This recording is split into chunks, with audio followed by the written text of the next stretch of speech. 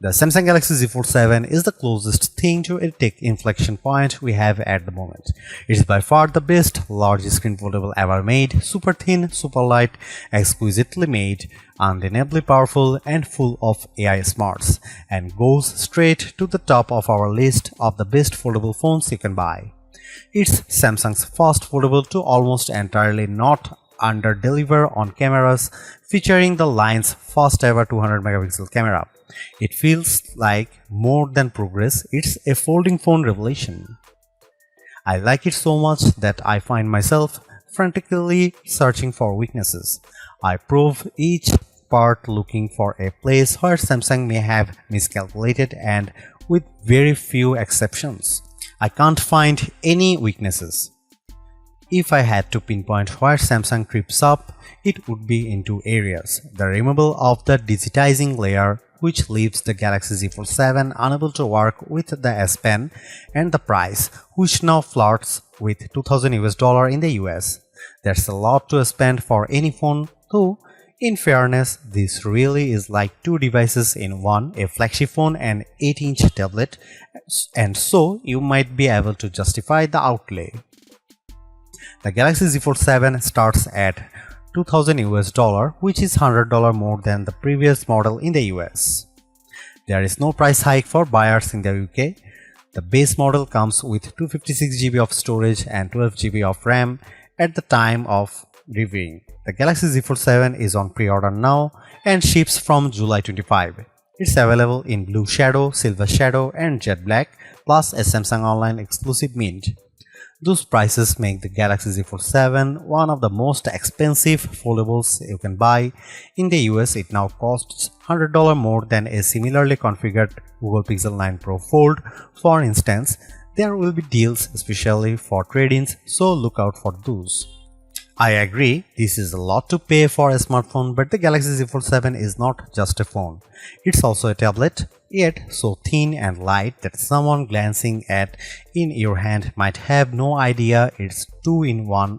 The question is, are you willing to pay more for something that is truly special?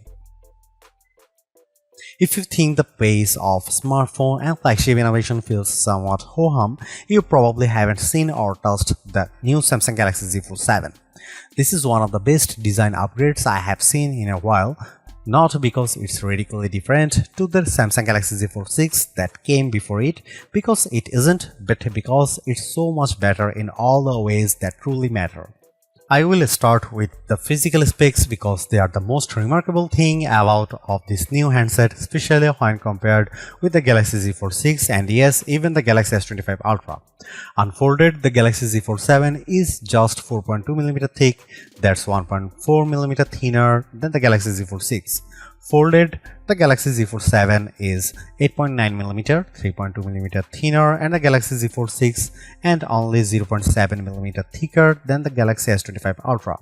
Think about that, this foldable, which when folded is hiding a gorgeous 8-inch display, is almost imperceptibly thicker than a single screen flagship device.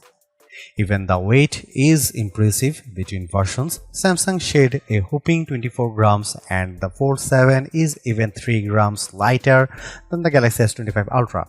Yup, two screens and it's still lighter than the flagship. Perhaps that shouldn't be so surprising. When I hold the Galaxy Z Fold 7 up to the Galaxy S25 Ultra, the foldable is smaller than the Ultra, which is 162.8mm by 77.6mm, while the Galaxy Z Fold 7 when folded is 158.4mm by 72.8mm. Carrying the Galaxy Z Fold 7 is now like a holding secret. At a glance, it looks like a standard 6.5-inch smartphone. It's not until you take a closer look that you notice the seam down one edge and the hinge on the opposite side. Size and weight aside, the phone feels good in my hand because of the excellent materials. Its armor aluminum frame is covered front and back with Corning Gorilla Glass Ceramic 2. A substantial pill-shaped 3-camera array sticks out of the back. Whenever I put the phone down camera side first, it tips at an awkward angle. I guess that's the price I have to pay for a better imaging system. On the top edges, when you are holding the phone, are a pair of microphone holes, a vent and a SIM slot. The bottom edges feature more microphone holes, a speaker slot, and the USB-C data and charging port. The tolerances here are quite something. The USB port appears to just barely fit in the space. The only buttons are the long volume rocker and the power or fingerprint reader and Gemini button. Samsung has re-engineered the hinge and it's noticeable.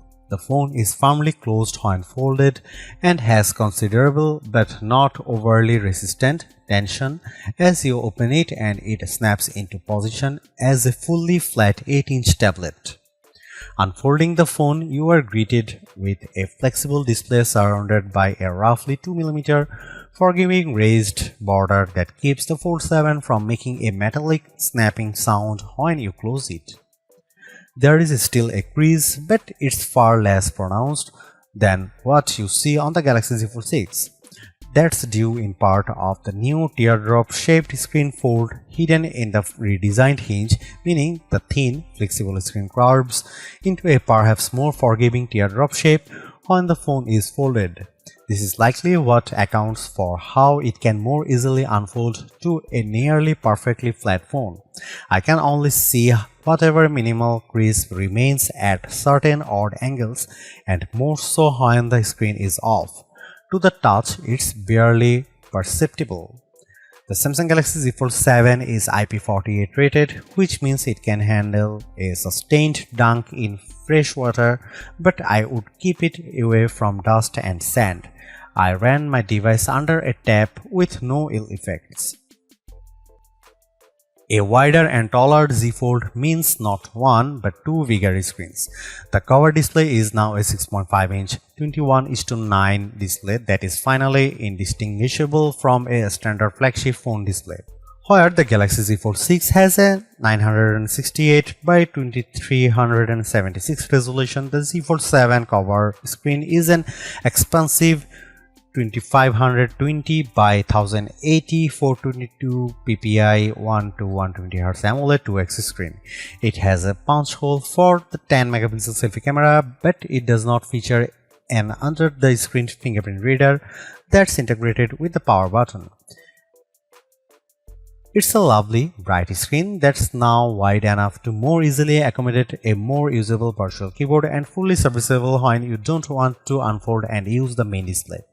Like the cover display, the main display is larger this year. It's now an 8-inch display from the Galaxy Z Fold 6's 7.6 inches.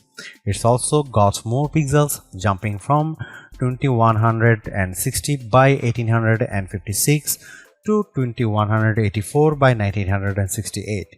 It's still QXGA+ and supports the dynamic 1 to 120 Hz refresh rate. While the display size now matches Apple's iPad mini, the 6th generation's mini's 8-inch screen has an aspect ratio of 3:2, while the Galaxy Z Fold 7 is now 5:6. This makes the Fold 7 more of a square as compared to the iPad's slightly rectangular display. In practice, this means that on the Z Fold 7, some videos and games may have larger black borders at the top and bottom. It doesn't bother me, but you might want to see what Netflix looks like on the phone before placing your order. The main screen is big, bright and responsive. It was useful in bright sunlight and all motion looked fluid and smooth. I left it on the default setting, which lets the system adjust the refresh rate on the fly up to 120 Hz and down to 1 Hz, which is not as energy efficient as locking in at 60 Hz. Both screens are rated for a max brightness of 2500 nits. In our testing with the HDR enabled, we got up to 2245 nits on the main screen and 2016 nits on the cover screen. Those are admirable numbers and mean you shouldn't have any trouble viewing these displays in direct sunlight. To achieve the 4.2mm thickness, Samsung made some changes to the panel configuration, most notably dropping the digitizing layer that in the Galaxy Z Fold 6 offered support for specially tipped S Pens. I was initially pretty upset about this, but I did find that I could still draw with my finger. It's not as precise, but it's not terrible, and I can still use my finger to mark up images for generative editing and sketch to image. My doodles for the latter are not as good as those drawn with an S Pen, but the screen had no trouble interpreting my rough sketch and transforming it into a very realistic mouse.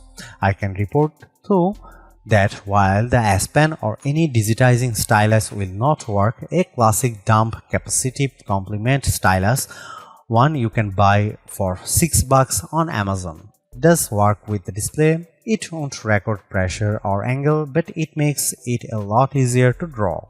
The other thing you might notice on the new Galaxy Z Fold 7 display is the noticeably larger camera punch hole. It's not only bigger in order to accommodate a better 10 megapixel camera. It was just 4 megapixel on the Fold 6. The hole is also no longer covered with pixels, so it remains visible at all times.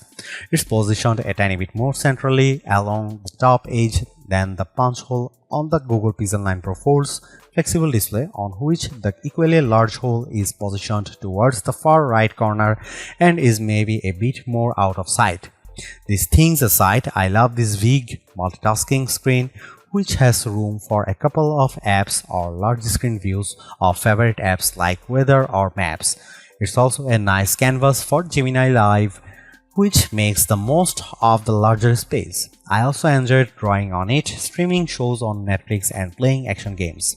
The benefit of a flexible screen is that the Galaxy Z Fold 7 doesn't have to be only flat or folded, it can also be L-shaped, which I found useful when I was checking over an interview transcription which I recorded and used AI to transcribe on the fold. A 90-degree fold also proved useful for watching videos on one half of the screen, while the rest of the fold served as a steady base. There was nothing much wrong with the Samsung Galaxy Z Fold 6's camera array. It has a nice 50 megapixel lens, a 10 megapixel and a 3x optical zoom, 10 megapixel, but I was very aware that this was a flagship class phone with a flagship level price, and it bothered me that the best camera array was reserved for Samsung's Ultra line. That is no longer the case. The Samsung Galaxy Z Fold 7 has a new camera system with two notable upgrades and one disappointment. Here's the full camera system: 200 megapixel wide camera, 12 megapixel ultra wide, 10 megapixel 3x telephoto, 10 megapixel cover screen, 10 megapixel main screen. The big news here is the new 200 megapixel sensor that, while similar to what's found in the Samsung Galaxy S25 Ultra, has been re-engineered to fit into the Galaxy Z Fold 7's super slim frame. Like most high megapixel smartphone cameras, this one defaults to a 12 megapixel shot, combining the information from multiple pixels for better clarity, contrast and colors. It does a nice job, but there is a very good reason to shoot at the full 200 megapixel. Doing so lets you crop into almost any picture detail without losing clarity. Here you can see some camera samples of the Samsung Galaxy Z Fold 7.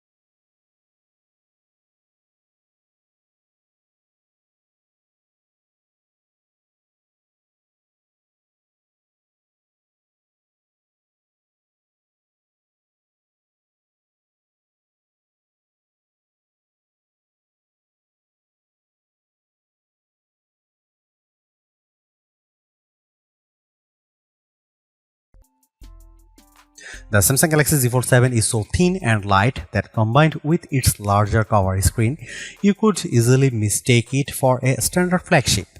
There is a larger 8-inch display inside, and all this plus the new camera system, the main camera finally gets a 200 megapixel sensor, make this the most desirable Z Fold yet.